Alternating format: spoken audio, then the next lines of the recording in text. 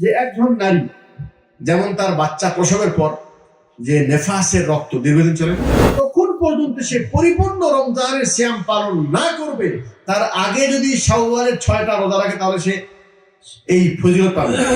আহমদ বিন হাম্বলের দুটা বর্ণনা, একটা হলো আগের মত আর এটা হলো দ্বিতীয় মত। আর একটা আগে নফলটা আদায় করে কাজা যে কোনো সময় আদায় করে তাহলে তার যে ফজিলত পাবে না তা না, বরং সে করতে পারবে। ব্যক্তি যদি শাওয়াল মাসে নফল সিয়াম রাখে আর পরে যদি কাজা করে তাহলে তার কাজা হবে না এমনটা না। এখন উনি কি শাওয়াল মাস পার হয়ে যাওয়ার পর এই শাওয়ালের 6টা পালন করতে পারে?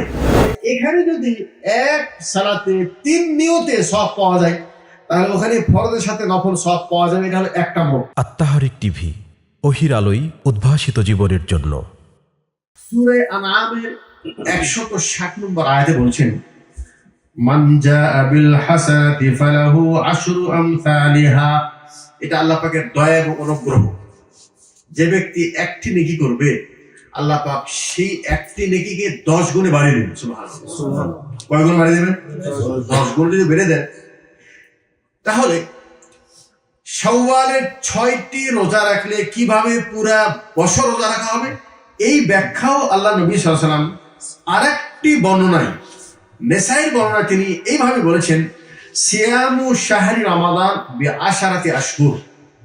রমজান মাসের সিয়াম 10 মাসের সিয়াম সমতুল্য হয়ে যাবে। কারণ এক নেকিকে যদি 10 গুণ বাড়ায় দেয় তাহলে 1 মাস রোজা রেখে 10 দিয়ে গুণ দেন, কত হলো? 10 মাস। 1 মাস রোজা রাখলাম, আল্লাহ দয়া করে সেটা বানায় দিল 10 মাস। কথা বলেন নাই? আর এরপরে শাওয়ালের যদি কেউ 6টা রোজা রাখে তাহলে 6কে যদি আপনি 10 দিয়ে গুণ দেন কত হবে? 60।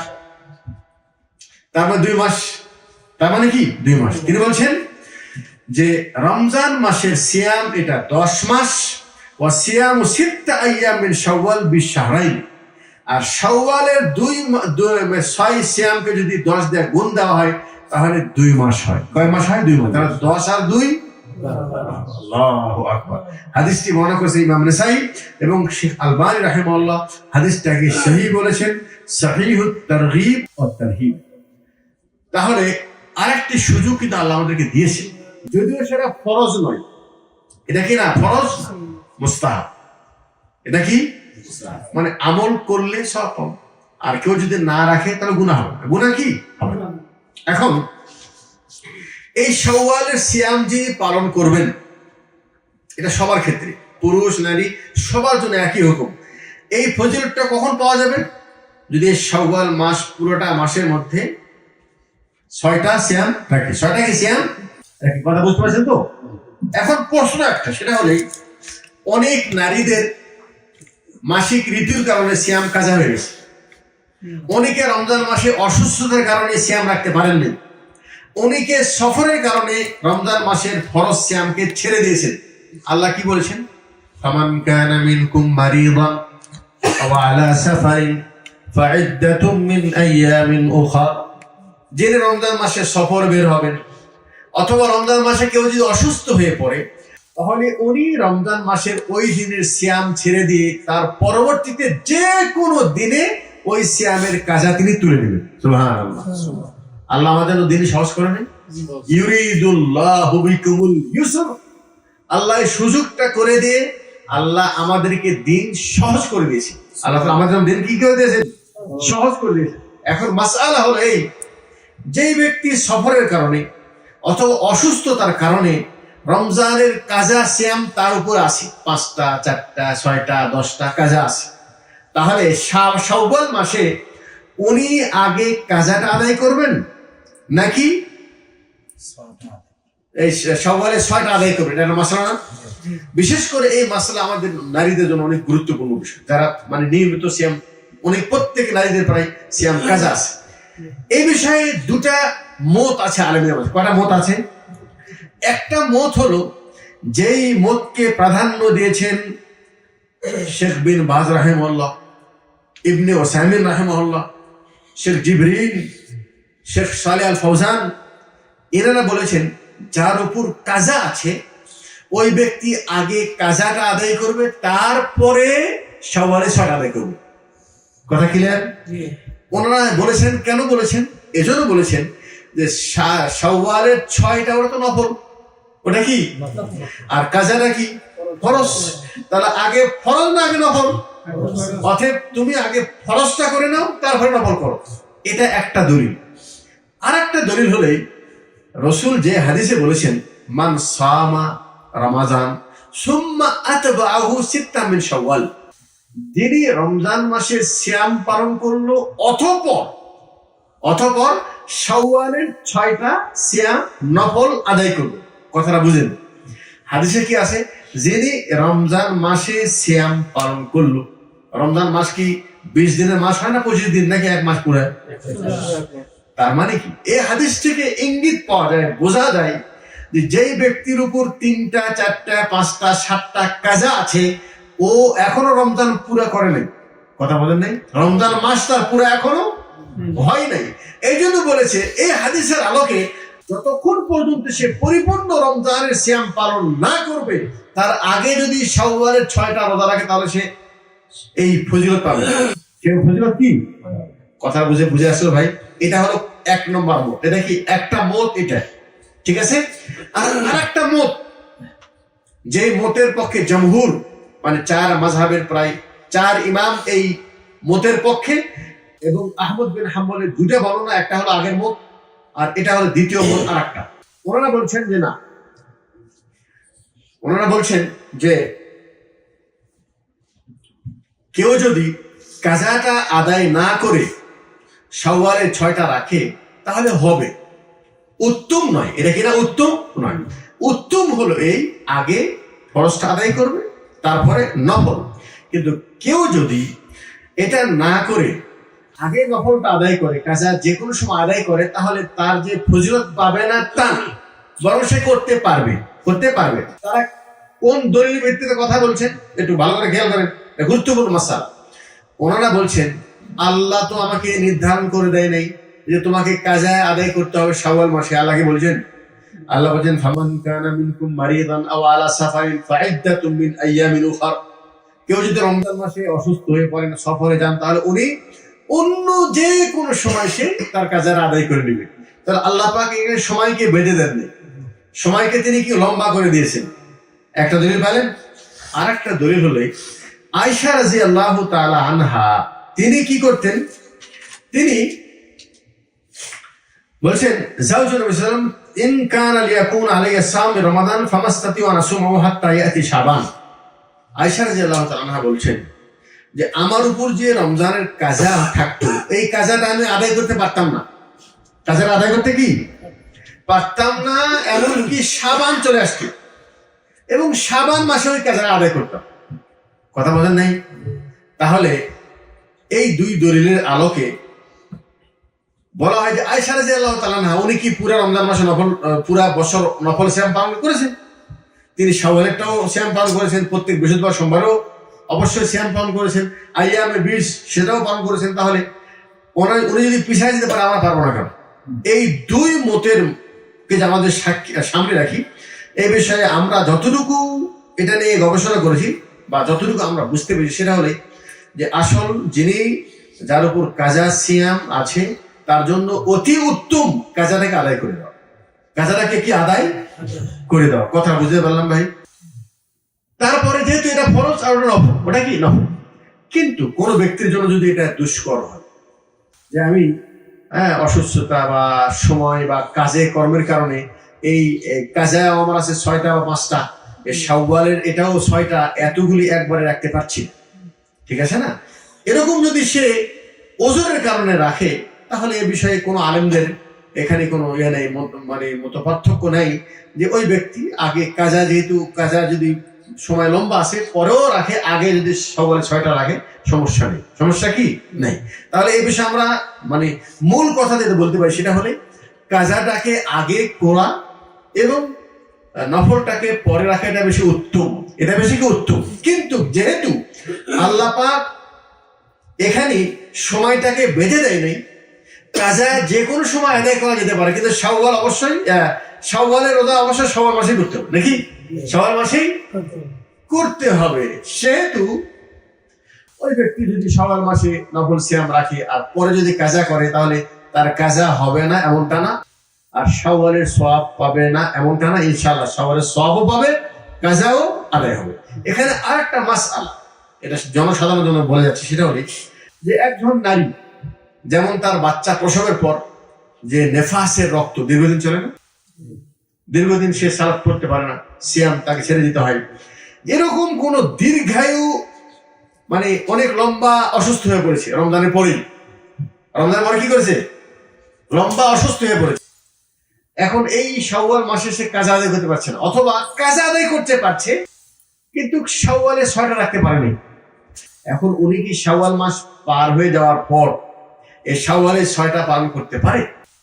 আসলে এই বিষয়ে কিন্তু সরাসরি রসুলের কোনো বক্তব্য নেই, কিন্তু আমরা তো কোরআন হাদিস বুঝি কিভাবে, যেরকম নাকি আমাদের পূর্বে সালফে সালেহুন বুঝেছেন, আমরা তো সেইভাবে বোঝার চেষ্টা করি, তাই না কি? তো ওলামায়ে কেরাম বলছেন যদি কোনো ব্যক্তি এরকম মাজুর হয়, অসুস্থ হয়ে পড়েছে অথবা লম্বা সফর করছে, ওই ব্যক্তির জন্য শাওয়াল মাসে কাজা আদায় করা সম্ভব হয়নি, অথবা কাজা আদায় করা সম্ভব হয়েছে কিন্তু শাওয়ালের 6টি রোজা তার জন্য রাখা সম্ভব হয় নাই, তাহলে ওই ব্যক্তি শাওয়ালের পরেও যদি এই 6 রোজা আদায় করে তাহলে আল্লাহ পাক তাকে সওয়াব থেকে বঞ্চিত করবে না, কারণ সে মাজুর। কথা বুঝতে পারলেন? কারণ সে কি, যেমন রমজান মাসে ওজরের কারণে পরে রোজা রাখা যায়, ওই দলিলের ভিত্তিতে বলেছেন শাওয়াল মাসের সিয়াম যেটা ফজিলতপূর্ণ সিয়াম, ফজিলত নেওয়ার আশা আছে কিন্তু আমার সুযোগ হয়নি, পাচ্ছি না অসুস্থতার কারণে, ওজরের কারণে, তাহলে ওই ব্যক্তি পরের মাসেও যদি সেই নিয়ত আদায় করে আশা করা যায় আল্লাহ পাক তাকে সওয়াব থেকে বঞ্চিত করবে না। কথা ক্লিয়ার? কথা বুঝে আসলো? এখন এখানে আরেকটা মাসলা, সেটা হলেই কোন ব্যক্তি যদি মনে করে যে আমার উপর 6টা কাজা আছে, ঠিক আছে, আর শাওয়ালে 6টা নফলও আছে, কথাটা বুঝেন, তাহলে আমি কি করব, এই কাজার নিয়তে 6টা সিয়াম পালন করব, আর তার সাথে সাথে শাওয়ালে যে 6টা নফল সিয়াম রাখতে হয়, এটাও মানে এক রোজাতে 2 নিয়ত, এক রোজাতে কি, আমার কথা বুঝতে পারছেন ভাই? এটা করা যাবে কিনা, এটা করা যাবে কিনা, এ বিষয়ে আলেমদের 2টা মত আছে। কয়টা মত আছে? একটা মত হলো করতে পারবে, করতে পারবে। কেন পারবে? উনি বলছেন, আল্লাহ রাসূল কি বলছেন, যে জুমার দিনে গোসল করা মুস্তাহাব। জুমার দিনে গোসল করা কি মুস্তাহাব, তার মানে আপনার গোসল ফরজ হয় নাই, তারপরে আপনি জুমার দিনে যদি গোসল করেন তাহলে আপনি সওয়াব পাবেন। আর একজন ব্যক্তি হলো জুমার দিনে তার উপর গোসল ফরজ হয়ে গেছে, স্ত্রী সহবাস করেছে, এখন ওই ব্যক্তি জুমার দিনে গোসল করতেছে ফরজ গোসল, কি গোসল, তাহলে এক গোসলে তার ফরজ হয়ে যাবে, মুস্তাহাব হয়ে যাবে। কথা বুঝে আসলো? আরেকটা হলে রাসূল কি বলছেন, যে ব্যক্তি মসজিদে ঢুকবে, মান দাখাল মসজিদ ফালা ইয়াজলিস ইল্লা ইউসাল্লি রাকাতাইন, যে মসজিদে ঢুকবে সে যেন 2 রাকাত না পড়ে না বসে। আপনি মসজিদে ঢুকাই দেখছেন ফরজ নামাজের সময় হয়ে গেছে, ইকামত দিয়ে দিছে, ঠিক আছে, আল্লাহ রাসূল সাল্লাল্লাহু আলাইহি ওয়াসাল্লাম ওযুর পরে 2 রাকাত তাহিয়াতুল ওযু করতেন, তাহলে আপনি ফজরের পূর্বে যে 2 রাকাত সুন্নত আছে, আপনি ওই 2 রাকাত সুন্নত পড়া বসে পড়লেন, কিন্তু আপনার নিয়ত হলেই তাহিয়াতুল ওযু হয়ে যাক, তাহিয়াতুল মসজিদও হয়ে যাক, তাহলে এক সালাতে 3টা নেকি পাবেন কি না পাবেন না? বলছে না, এটা পাওয়া যাবে, পাওয়া যাবে। তাহলে এখানে যদি এক সালাতে 3 নিয়তে সওয়াব পাওয়া যায়, তাহলে ওখানে ফরজের সাথে নফল সওয়াব পাওয়া যাবে। এটা হলো একটা মত। এটা কি কথা বুঝে আসলো? আর আরেকটা মত, সেটা হলো যে না, এটা একটি আলাদা ইবাদত, এটা একটি আলাদা ইবাদত। প্রত্যেকটি ইবাদত আপনি সেই ইবাদতের নিয়ত করে ওই ইবাদত আলাদা করতে হবে, তবে সওয়াব পাবেন, তবে সওয়াব কি পাবেন। এখানে সঠিক মাসআলাটা খেয়াল করেন, সেটা হলো যে 2 ইবাদত, ভালো করে শুনেন, 2 ইবাদত এক নিয়তে তখন করা যাবে যখন নাকি দুটার আলাদা আলাদা মকসুদ না, বরং মকসুদ একই, উদ্দেশ্য কি একই হবে। যেমন ফরজ গোসল যদি করেন, উদ্দেশ্য কি পবিত্রতা, উদ্দেশ্য কি, আর জুমার দিনে যদি এমনি নফল গোসল করেন, উদ্দেশ্য কি পবিত্রতা, তাহলে কিন্তু এক গোসলেই 2 কাজ হয়ে যাচ্ছে, উদ্দেশ্য কিন্তু পবিত্রতা, তাই নাকি? গোসল 2টা করেন, একটা করলেই হয়ে যাচ্ছে। সেই ক্ষেত্রে দুই গোসল এক নিয়তে চলবে, সমস্যা নেই। আর একটা সেটা হলে রসুল কি বলেছেন, মসজিদে ঢুকে নামাজ না পড়ে বসো না। নামাজ না পড়া কি বসো না? যে ব্যক্তি যে ফজরের সুন্নত পড়া বসলো, তার নামাজ পড়া বসলো কি বসলো না? এখানে উদ্দেশ্য নামাজ পড়া, উদ্দেশ্য কি? অতএব আপনি ফরজ পড়েন, নফল পড়েন, মোস্তাহাব পড়েন, যেটাই পড়েন, যেহেতু তিনটাই নামাজ, অতএব এক নামাজের নিয়তে দুই তিনটা নিয়ত করলেও ওর মধ্যে হয়ে যাবে। ওর মধ্যে কি কথা বুঝে আসলো? যখন নাকি দুই ইবাদতের মূল উদ্দেশ্য একই হবে, তখন দুই ইবাদত একসাথে করে দুই নিয়তে এক ইবাদত করলেই ডবল সব পেয়ে যাবে। এতটুকু বুঝে আসলো? আর যে ইবাদতটি নাকি আলাদা আলাদা উদ্দেশ্য, আলাদা আলাদা কি, যেমন রমজান মাস, আমি রমজান মাসে রোজা কেন রাখতেছেন? ফরজ। এটা কেন রাখতেছেন? এটা একটা উদ্দেশ্য, ফরজটাকে আদায় করবেন, আল্লাহর দায়িত্বটা আদায় করবেন। আর শাওয়ালের 6টা রাখতেছেন কেন? অতিরিক্ত ফজিলত পাওয়ার জন্য, নাকি পুরা বছরের সব পাওয়ার জন্য? তাহলে ওটার উদ্দেশ্য আলাদা, এটার উদ্দেশ্য কথা বুঝে আসলো ভাই? যেহেতু উদ্দেশ্য আলাদা, অতএব ওই কাজার সাথে নফল একসাথে মিলালে হবে না। এখন ক্লিয়ার? কাজা আলাদা করতে হবে, এই 6টা আলাদা করতে হবে। কি ভাই কথা ক্লিয়ার আছে? এখানে আর একটা মশলা আছে, সেটা হলে বৃহস্পতিবার আর সোমবার আল্লাহ নবী সাল্লাল্লাহু আলাইহি ওয়াসাল্লাম সাপ্তাহিক নফল সিয়াম রাখতেন। কেন রাখতেন? এই জন্য রাখতেন যে এই বৃহস্পতিবার আর সোমবারে আল্লাহর কাছে আমল পৌঁছানো হয়। আল্লাহ রাসূল বলছেন, আমি চাই, আমার আশা যে আমার আমলটা এমন অবস্থায় আল্লাহর কাছে যায় যে আমি সিয়াম অবস্থায় আছি। কি অবস্থায় আছি? সিয়াম অবস্থায় আছি। এবং আল্লাহ নবী সাল্লাল্লাহু আলাইহি ওয়াসাল্লাম তিনি কি করতেন? প্রত্যেক মাসে 3টা আইয়ামে বীজের সিয়াম পালন করতেন, অর্থাৎ চাঁদের 13, 14, 15 তারিখ। কথা বুঝে আসলো ভাই? আচ্ছা, এখন কোন ব্যক্তি যদি এই শাওয়ালের 6টা সিয়াম যেটা, এটাকে যদি বৃহস্পতিবার সোমবারে করে রাখে, কথা বোঝেন নাই, অথবা আইয়ামে বীজের সাথে মিলায় রাখে, যেমন নাকি এই বছর আইয়ামে বীজ আমাদের জন্য শুরু হবে আজকে কত তারিখ? 10 তারিখ। তাহলে আগামী সোমবার হবে 13 তারিখ, সোমবার, মঙ্গলবার, বুধবার, এরপরে বৃহস্পতিবার। কথা বলেন নাই? তাহলে সোম, মঙ্গল, বুধ, বৃহস্পতি 4 দিন যদি রাখি, আর আমার নিয়ত যদি এটা হয় যে আমি এই 4 দিনের বিপরীতে আমি সওয়াব চাই আল্লাহর কাছে, শাওয়ালের 6টার সওয়াবও চাই, সোমবার, বৃহস্পতিবার সওয়াবও চাই, এবং আইয়ামে বীজের সওয়াবও চাই, তাহলে পাবে কি পাবে না? এই বিষয়ে ওলামা এখন বলছেন পাবে ইনশাআল্লাহ। কেন পাবে? যে 3টাই নফল, 3টাই কি? আচ্ছা, রাসূল বলছেন আমি বৃহস্পতিবার সোমবারে এই জন্য সিয়াম পালন করি, যেহেতু আমি সিয়াম অবস্থায় যেন আমার আমলটা আল্লাহর কাছে যায়। তো আপনি যদি শাওয়ালের সিয়াম রাখেন, তো সিয়াম অবস্থায় তো আমল যাচ্ছে। আইয়ামে বীজের সিয়াম রাখেন, সিয়াম অবস্থায় তো যাচ্ছে। তাহলে এখানে ওলামা একরাম বলছেন ইন্নামাল আমালু বিন্নিয়াত, নিয়ত অনুযায়ী ওই ব্যক্তি সিয়াম পালন করতেছে 6টা, ওই 6টার মধ্যে আইয়ামে বীজও পড়ে যাচ্ছে, ওই 6টার মধ্যে সোমবার, বৃহস্পতিবার পড়ে যাচ্ছে। তাহলে এই 6টার মধ্যে যদি ওগুলি পড়ে যায়, সে যদি নিয়ত করে ওই 3টার, তাহলে 3টা সবই পেয়ে যাবে। কথা কিন্তু গুরুত্বপূর্ণ কথা। আমরা একটু হিসাব করে চললেই কিন্তু আমরা বেনিফিট বেশি পেতে পারি। বেনিফিট কি বেশি পেতে পারি? তাহলে এটা 2টা মশলা জানতে পারলাম, কাজা আলাদা রাখতে হবে, শাওয়ালের সিয়াম আলাদা রাখতে হবে। আর শাওয়ালের সিয়ামটা যদি আমরা আইয়ামে বীজের সাথে মিলায় রাখি, অথবা সাপ্তাহিক সিয়ামের সাথে মিলায় রাখি, তাহলে রাখতে পারবে এবং তার নিয়ত অনুপাতে একটা সিয়ামের পরিবর্তে 2টা বা 3টা সিয়ামের নেকি সে পেতে পারবে। আর একটা শেষ মাসআলা, সেটা হলো রাসূল সাল্লাল্লাহু আলাইহি ওয়াসাল্লাম এই ভাষা যেটা, সেটা হলো, একটু খেয়াল করেন, মান সামা রমাদান সুম্মা আতবাহু সিত্তাম মিন শাওয়াল, যে রমজান মাসের সিয়াম পালন করলো, তারপরেই সে শাওয়ালের 6টা রোজা রাখলো। এখানে কোন ওলামা একরাম বলছেন যে রমজানের পরপরই 6টা রোজা রাখা উত্তম বেশি। 2টা কথা বুঝেছে এক্ষেত্রে, সাথে সাথে রাখবেন। আর একটা বুঝেছেন, সেটা হলো 6টা একসাথে রাখতে হবে। এটাও কেউ কেউ বলেছেন, এটাও কেউ কেউ কি বলেছেন। কিন্তু আসলে এই বিষয়ে সঠিক মত যেটা বা সঠিক মাসআলা, সেটা হলো রাসূল যেহেতু বলেছে যে শাওয়াল মাসে 6টা রোজা রাখলে 1 বছরের সওয়াব পাওয়া যায়, অতএব শাওয়াল মাস পুরোটাই হলো আমার জন্য সুযোগ। আমি এটা একসাথে রাখতে পারি, আলাদা আলাদা ভাবেও রাখতে পারি। দুটা একসাথে রাখলাম, তিনটা একসাথে রাখলাম, অথবা এই সপ্তাহে দুটা, পরের সপ্তাহে দুটা, এই সপ্তাহে একটা, তারপরের সপ্তাহে দুটা, তারপরের সপ্তাহে তিনটা। আপনি সুযোগ অনুপাতে এই সিয়ামটাকে রমজানের সাথে সাথে রাখতে পারেন, রমজান শাওয়াল মাসের যে কোনো সময় রাখতে পারেন, একসাথেও রাখতে পারেন, আলাদা আলাদা করেও রাখতে পারেন। কথা বুঝে আসলো? এখন যেহেতু সুযোগ আছে, আমাদের সামনে আইয়ামে বীজ এবং সাপ্তাহিক সিয়ামটাও আমাদের সামনে পড়ে যাচ্ছে।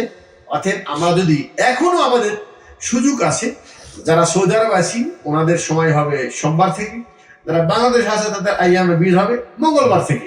কিন্তু উনি যদি সাপ্তাহিক সিয়ামের রোজাকে মনে করে, মানে বাংলাদেশেও যদি সোমবার থেকে শুরু করে, তাহলে সোম, মঙ্গল, বুধ, বৃহস্পতি এই 4টা দিন সিয়াম পালন করলে আমরা ইনশাআল্লাহ মানে শাওয়ালের 6টার সওয়াবও পেয়ে যাব, আইয়ামে বীজের সওয়াবও পেয়ে যাব, এবং সপ্তাহে 2 দিনের সওয়াবও পেয়ে যাব। এরপরে আর বাকি দুটো আপনি পরে সপ্তাহ করবেন। কথা বলেন না? আলহামদুলিল্লাহ, দিন সহজ। দিন কি সহজ? যদি আমরা দিন বুঝি এবং সেই দিনটাকে সেই অনুপাতে আমরা আমল করার চেষ্টা করি, তো আলহামদুলিল্লাহ আল্লাহ রাব্বুল আলামিন আমাদেরকে এরকম বারবার একটা করে একটা সুযোগ দেন। কেন সুযোগ দেন ভাই? যেহেতু বান্দা তার পিছনে বড় শত্রু শয়তান, এই শয়তানটাকে সবসময় পথভ্রষ্ট করে রাখে। শয়তান ডাকে কোন দিকে? জাহান্নামের দিকে। শয়তান চায় মানুষ যেন আল্লাহর নাফরমানি করে জাহান্নামে চলে যায়। আর আল্লাহ আমাদেরকে এরকম সুযোগ দেয় যে তুমি শয়তানের এই যত অপচেষ্টা আছে এটাকে ব্যর্থ করে দাও ইবাদতের মাধ্যমে। এই সুযোগটা তুমি কাজে লাগায় তুমি আল্লাহর নৈকট্য লাভ করে শয়তানের প্রচেষ্টাকে তুমি ধূলিসাৎ করে দাও, সেটাকে নষ্ট করে দাও। তাহলে যিনি মুমিন উনি সুযোগটাকে কাজে লাগাবে, নাকি ভাই? কথা বলেন, সুযোগটা কি লাগাবে? কাজে লাগাবে। আমরা একটু খেয়াল করেন, আমাদের দেশের এই শাওয়ালের 6টা সিয়ামটা আমরা মনে করি কি জানেন? এটা শুধু দাদিরা রাখবে, নানিরা রাখবে, মায়েরা রাখবে, বয়স্ক মনে রাখবে, যুবকরা কিন্তু রাখার প্রতি একেবারে অনীহা। আমি কি ভুল বলছি? একেবারে অনীহা। কিন্তু সৌদি আরবে তা, সৌদি আরবের পরিবারের সবাই একসাথে খেলতে, রমজানের পরে দেখেন বাপও রাখছে, মাও রাখছে, ভাই বোন, এমনকি ছোট বাচ্চা, তারাও এই শাওয়ালের 6টাকে পুরো করার চেষ্টা করে। কারণ ফজিলত, কারণ কি ফজিলত। কিন্তু আমরা কি করি? বাচ্চাদেরকে নিষেধ করি, না না স্কুলে যাও, তোমার কষ্ট হবে, শরীর খারাপ হয়ে যাবে, দুর্বল হয়ে যাওয়া, তাই নাকি? বাচ্চারা অনেক সময় আগ্রহ করে যে আমিও, তাই নাকি? অনেক সময় মা বাবারা কি করে, না রেখো না, শরীর খারাপ হয়ে যাবে, শরীর দুর্বল হয়ে যাবে। না, বড় ডাক্তাররা বলছে কোন ব্যক্তি যদি এই 1টি মাস রোজা রাখে, তাহলে এই 11 মাসে তার ভেতরে যত খারাপ পয়জন আছে তার পেটের মধ্যে, এই 1টি মাস না থেকে যখন সে দিন কাটায়, তখন তার ভিতরে যত খারাপ পয়জন আছে সেটাকে নষ্ট করে দেয় এই ক্ষুধাটাই। আল্লাহু আকবার। ঠিক তেমনি যদি কোনো ব্যক্তি প্রত্যেক সপ্তাহে 2টা করে সিয়াম পালন করে, বৃহস্পতিবার, সোমবার, এবং আইয়ামে বীজ মাসে 3টা সিয়াম পালন করে, তাহলে ইনশাআল্লাহ ওই ব্যক্তির ভিতরে কোনো খারাপ পয়জন জন্ম নিবে না। এই ক্ষুধাই থাকার, ক্ষুধা, এখন ডাক্তাররা বলছে কিন্তু ক্ষুধার কারণে ভিতরে যত খারাপ ব্যাকটেরিয়া আছে সেটা নষ্ট হয়ে যায়। এটা কি হয়ে যায়? নষ্ট হয়ে যায়। আমরা তো ওই খারাপ ব্যাকটেরিয়া নষ্টের জন্য সিয়াম পালন করবো না, আমরা সিয়াম রাখবো আল্লাহ সন্তুষ্ট, সবের আশায়। কিন্তু মনে রাখবেন, শরীয়তের যেই কর্ম আল্লাহ আমাদেরকে করতে বলছে সেই কর্মের মধ্যে দুনিয়ার কল্যাণও আছে, আখিরাতের কল্যাণও আছে। ঠিক আছে? কিন্তু আমাদের উদ্দেশ্য হবে আখিরাতের কল্যাণ, উদ্দেশ্য হবে আল্লাহ সন্তুষ্ট। এখন অনেকে বলছিলাম কি না, দাড়ি রাখলে, এই দাড়ি রাখার মধ্যে অনেক কল্যাণ আছে মানুষের জন্য। বলছেন এই দাড়ির গোড়ায় যে সাদা কিরাম সাদা ইয়ে দেখা যায় না, এটার কারণে মানুষের ভিতরে একটা মানে পুরুষত্ব, এবং তার ভিতরে ক্যালসিয়াম জন্মানোর যে একটা বেশি মানে ক্ষমতা তার শরীরের মধ্যে থাকে। আর যিনি দাড়ি একদম চেঁচে ফেলে কেটে ফেলে দেন, তার মানে কমে দেয়। ওটা কি কমে দেয়? আমি কি দাড়ি রাখবো ওই কারণে? না, দাড়ি রাখবো আল্লাহ আমাকে সুন্নত হিসেবে দিয়েছেন সেই জন্য, তাই নয় কি? হ্যাঁ, রাখলে কল্যাণ আছে, রাখলে কি কল্যাণ আছে। অতএব আমরা শরীয়তের যে কোনো কল্যাণময় কাজ করব, ওই কাজের মধ্যে আমাদের দুনিয়ার কল্যাণও আছে, আখিরাতের কল্যাণও আছে। পরিশেষে আমি দোয়া করব আল্লাহ রাব্বুল আলামিন আমাদেরকে যেন প্রত্যেক মুসলিমদেরকে যেন আল্লাহ পাক সঠিক হেদায়েত যেন দান করেন, এবং আমরা সঠিক হেদায়েতের উপর যেন থেকে এই দুনিয়ার জীবন যেন অতিক্রম করতে পারি, এবং আমরা যখন দুনিয়া থেকে চলে যাব তখন যেন আমরা ঈমান নিয়ে দুনিয়া থেকে চলে যেতে পারি। আল্লাহ যেন সে তৌফিক আমাদেরকে দান করে। শেষ কথা বলবো, সেটা হলেই দেখেন, এই দুনিয়ার জীবনের কল্যাণের মালিক আমার হাতে নেই, কল্যাণের চাবি আমার হাতে কি? মনে রাখবেন, এই পৃথিবীর ভালো মন্দের সব কিছুর চাবি একমাত্র আল্লাহ সুবহানাহু ওয়া তাআলার, তার কাছে আছে। তিনি কি বলছেন? ওয়া ইয়ামসাসকাল্লাহু বিদুররিন ফালা কাশিফা লাহু ইল্লা হু। ভালো করে বোঝেন, আল্লাহ যদি কাউকে কোনো আযাব দিতে চায়, কষ্ট দিতে চায়, তাহলে ওই আল্লাহর আযাব এবং কষ্টকে আল্লাহ ছাড়া পৃথিবীর কোন শক্তি সেটাকে বিরত রাখতে পারবে না।